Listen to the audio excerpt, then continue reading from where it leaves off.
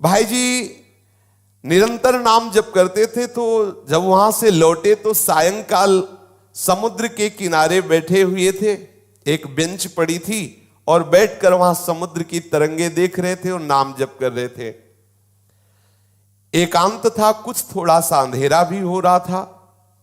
Bench पर बैठे नाम चिंतन करते हुए समुद्र की तरफ देख रहे थे, तो अचानक देखा कि बेंच के समीप एक पारसी सज्जन खड़े हुए हैं। सफेद पोशाक, सफेद पाग बांधे हुए ऐसे खड़े हैं। बहुत देर तक भाई जी उनकी तरफ देखते, फिर नाम जप करते, फिर देखते और वो खड़े ही रहे। भाई जी ने सभ्यतावश कहा, साहब बैठ जाइए। अब वो बोले डरिएगा नहीं। भाई जी ने कहा, मैं क्यों डरूंगा? बोले नहीं, मैं कोई आदमी नहीं हूं, मैं प्रेत हूं।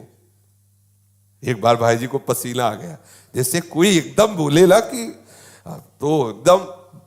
उसने पहले कहा कि आप डरिएगा नहीं, मैं प्रेत हूं। सुनते ही भाई जी के पसीना आ गया। मतलब एकदम अचानक किसी को भी ऐसा हो जाएगा। उन्होंने कहा, डरिएगा नहीं, मैं उन प्रेतों में नहीं हूं जो किसी का अनिष्ट कर सकूं। मेरी हिम्मत नहीं थी कि मैं आपसे बात कर सकता यदि आप ना बोलते।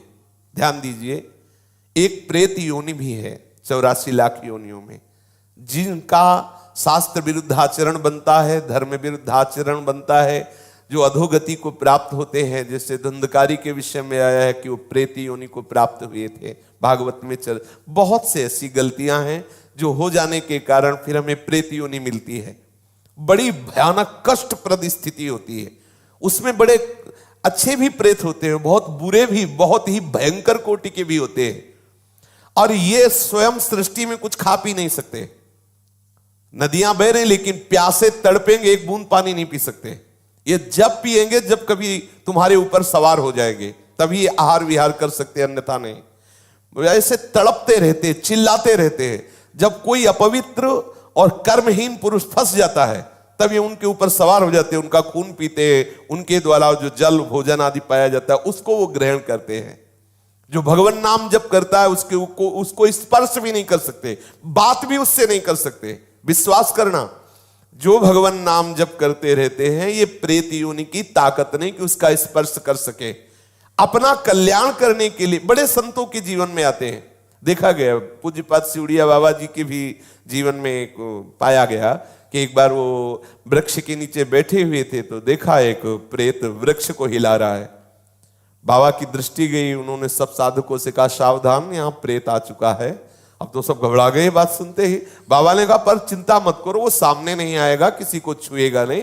पर वो बड़ा उपद्रव करने लगा, कभी कुटिया में जाकर के पर्दा हिलाना, वैसे कई तरह के। बाबा ने कहा, चलो फिर यहां से आसन हटा देते हैं, ये करेगा तो कुछ नहीं पर उपद्रव करता रहेगा। और तो ऐसा कई संतों के जीवन में ऐसी घटनाएं आती हैं, पर वो आपको डिस्टर्ब करने की चेष्टा करेंगे, आपको छू नहीं सकते। तो भाई जी से कहा कि मेरी हिम्मत नहीं थी कि मैं आपसे बोल सकूं, आप बोले तब मेरी हिम्मत हुई, मैं आपसे बात किया। मैं आपसे सहायता मांगने आया हूं, मेरा उद्धार कर दो। भाई जी थोड़ा हिम्मत किए, जब वो बोला आपसे सहायता करने आया, आपका मैं अनिष्ट नहीं करूंगा, मुझ में ऐसी ताकत नहीं है कि मैं यहां किसी से भी बोल सकूं। जब तक कोई मुझे बुलाएगा नहीं तब तक मैं बोलूंगा नहीं। देखो ये सूक्ष्मता की बात। जैसे कोई खड़ा है, कौन हो, सुनो हमसे बात करो, अब वो बात करेगा। अगर आप ऐसा ना बोले तो इसीलिए बोलने की जरूरत क्या है। जैसे आप गंगा किनारे भ्रमण कर रहे हैं या कहीं कोई ऐसा दृश्य दिखाई देता, नेत्र नीचे कीजिए, चले जाइए। आपको अगर शंका है कोई खड़ा है क्या, क्यों शंका करो, चलो चुपचाप आगे बोलो, कौन है, सुनो बात करो हमसे, तो फिर बात कर लेगा तुमसे। वो कह रहे हैं, वो प्रेत बोला, हम लोगों के लिए आदेश, पूरी सृष्टि में मैं किसी को अपनी तरफ से नहीं छेड़ सकता जब तक कोई हमें न छेड़े। अच्छा, जैसे उनकी वृत्ति मलिन होती है, तो जब तक आप अपवित्र नहीं हो, जैसे जूठे मुंह हैं ऐसे ही सब अपवित्र हैं, गंदे आचरणों का चिंतन कर रहे हैं और उनको प्रवेश होने की गुंजाइश है, कोई न कोई ऐसी घटना करेंगे जिससे आप उनसे आकर्षित हो, वस्त्र के द्वारा या किसी आसन के द्वारा।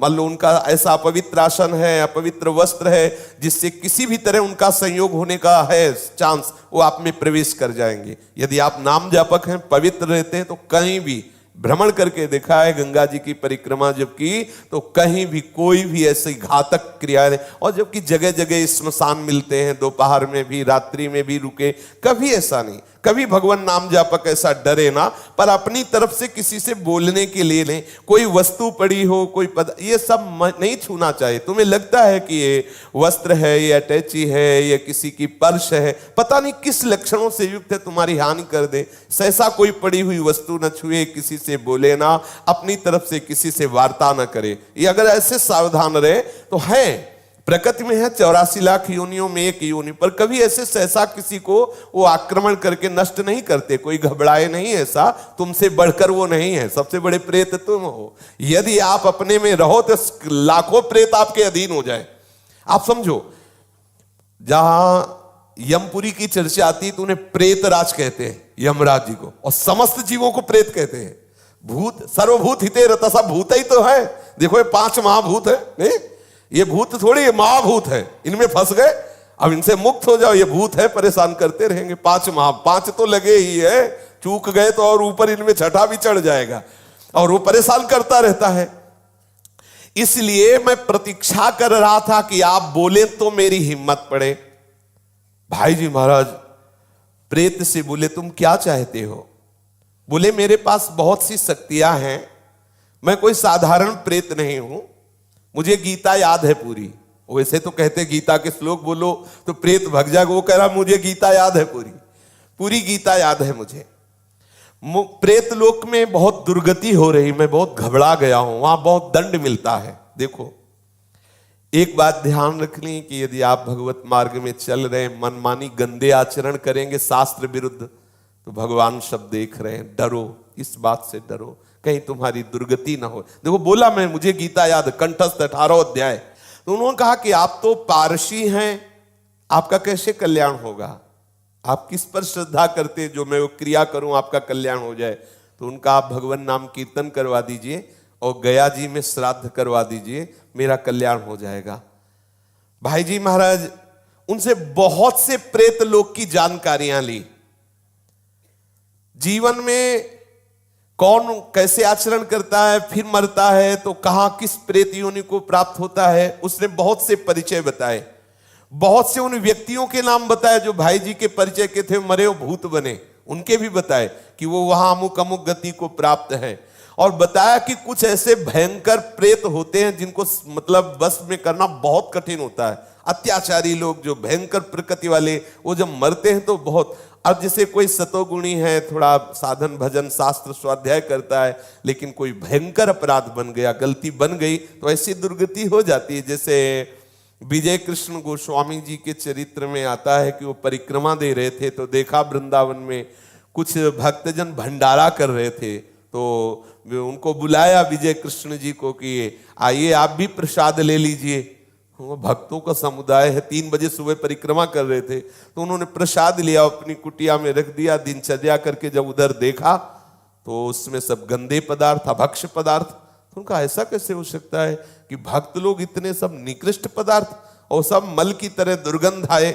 दूसरे दिन फिर परिक्रमा की तो फिर वो समुदाय दिखाई दिया। तो उन्होंने कहा कि आप लोग कौन हो, ऐसे अभक्ष्य पदार्थ, ऐसे गंदे पदार्थ? तो बोले हम सब प्रेत हैं। यही वृंदावन की बात। बोले आप कैसे प्रेत बन गए? तब उन्होंने अपनी अपनी घटनाएं बताई।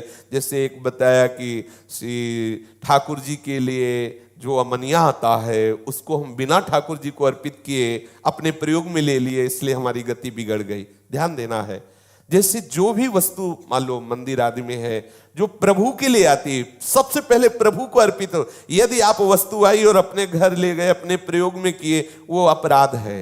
जिनके ले आई उनको अर्पित करो, आप प्रसाद भोक्ता बनो, अमनिया नहीं। कोई भी पदार्थ वैष्णव को अमनिया सेवन नहीं करना चाहिए। ऐसा नंदगांव के एक पुजारी की भी बात है। कई ऐसे दृश्य आते, इसलिए बहुत सावधान। जैसे एक प्रसंग हमने संतों से सुना कि किसी संत को संत सेवा के लिए कुछ अर्थ मिला और उनके भाई आए, उन्होंने कहा कि घर में बहुत समस्या है, अगर अर्थ मिल जाता तो हम कुछ दिनों बाद वापस कर देते। तो लाखों की उसमें संख्या में उन्होंने अर्थ अपने घर वालों को दिया। अच्छा, घर वाले इसलिए वापस नहीं किए कि बड़े भैया ही तो हैं, तो जब वो पधारे तब वो अधोगति को प्राप्त हो गए। ये ध्यान देने की आपको गौशाला के, गौ सेवा के लिए, संत सेवा के लिए, जिसके लिए जो वस्तु दी जाती है ठीक वही लगनी चाहिए। उसे आप अपना मान करके प्रयोग करेंगे तो आपकी गति बिगड़ जाएगी। जैसे आपने 500 संतों के भंडारे के लिए पैसा लिया, तो आप सेवक रूप से खूब मेहनत करो, संतों की जूठन पालो और जितना रुपया है पूरा संत सेवा में लगा दो, तो आपको भगवत प्राप्ति का मार्ग प्रशस्त हो जाएगा। लेकिन आपने क्या किया कि 100 का लगा दिया, 400 का, यह अपराध बन रहा है। ये आपकी बुद्धि को मलिन करके और ऐसे आचरण करवा देगा जिससे आपकी गति बिगड़ जाए। देखो, यहां मनमानी आचरण कर ले, लेकिन निर्णायक बैठा हुआ है, आपकी एक एक चेष्टा को देख रहा है। इसलिए देखो, आप डरो इस बात से। 18 अध्याय गीता के याद में प्रेत बना हुआ टहल रहा है और भाई जी से प्रार्थना कर रहा है कि बहुत दुर्गति होती है, बहुत मार पड़ती है, न पानी पी सकते हो, न खा सकते हो, कितना हमें क्लेश दिया जाता है। वो अपनी सब बातें बताने लगा। उन्होंने बताया कि 6 महीने पहले जिनकी मृत्यु हुई थी वो भी प्रेत बने, और भाई जी को परिचय बताने लगे कि आप विश्वास करो, मैं सबको जानता हूं जो जो बनकर के प्रेत लोक में गए हैं। एक हरिराम के ब्राह्मण थे, उनसे भाई जी ने कहा कि मैं गया तो नहीं जाऊंगा, आप जाकर के उनका श्राद्ध कराएं और नाम कीर्तन का अनुष्ठान हम करते हैं। गया में उस प्रेत के लिए पिंडदान कराया और खूब नाम कीर्तन किया। जब पिंडदान और नाम कीर्तन उनके लिए पूरा हुआ तो चौपाटी में ही बैठे हुए तो फिर वो प्रेत आ गया और उसने बहुत अश्रु प्रवाह करते हुए कृतज्ञता से कहा, अब मेरा काम हो गया, मुझे प्रेत लोक से उद्धार किया जा रहा है, मैं आपकी बार बार कृपा मनाऊंगा कि आपने मेरे को दुर्गति से बचा लिया। मैंने प्रेत लोक की स्थिति, वहां के कौन कौन से जीव गए हैं, क्या क्या उनको दंड मिलता है, ये सब बहुत विस्तार से बातें की। भाई जी कह रहे हैं, और किसी किसी को लेकर के हमने उनसे बात की तो उन्होंने बताया कि नरकों का दंड है, मतलब यहां देखने को नहीं मिलता, ऐसे भयंकर कष्ट प्रेतों योनि में मिलते हैं।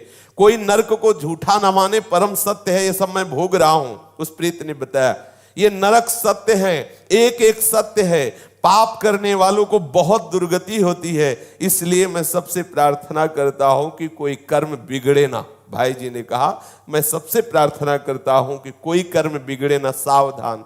अपने लोग समझते हैं कोई देख नहीं रहा, लेकिन जिनको देखना है, जिनको निर्णय करना है, वो तो निश्चित देख रहे हैं। भाई सावधान, हम बहुत डरते रहें, कोई अपराध न बने, कोई गलती न बने, इस जन्म में प्रिया प्रीतम मिल जाए, यही सार बात। श्री राधा वल्लभ लाल की जय।